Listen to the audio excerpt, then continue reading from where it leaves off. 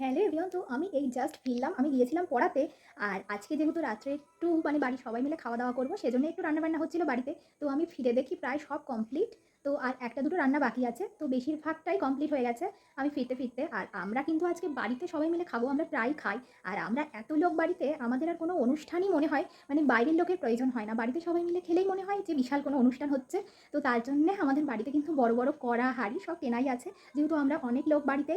তো আমাদের একসাথে খেতেও বেশ মজাই হয়, আমরা প্রায় খাই, এক দুদিন না। তো আজকে কী কী মেনু আছে চলো তোমাদের সাথে একটু শেয়ার করি। তোমরা দেখতে থাকো কী কী রান্নাবান্না হয়েছে আজকে, দেখতে থাকো, দাঁড়াও দেখাই। এখানে প্রথমেই দেখতে পাচ্ছি ডিমের তরকারি আছে, আর সব থেকে ভালো বিষয় আজকে মাছই রান্না হয়নি, মাছ খেতে আমার একদম ভালো লাগে না। আর তারপরেই ছিল কিন্তু আলু ভাজা আর ডাল। সবগুলোই কিন্তু সিম্পল খাবার, কিন্তু আমার খুবই ভালো লাগে, সবগুলোই আমার পছন্দের খাবার। আর এই যে এখানে মাংসটা কিন্তু তখনও হয়নি, মাংসটা হচ্ছিল, আর মিষ্টিটাও এসে পৌঁছায়নি। তো আজকের মেনু ছিল এই। টাটা, দেখা হচ্ছে পরের কোনো ভিডিওতে।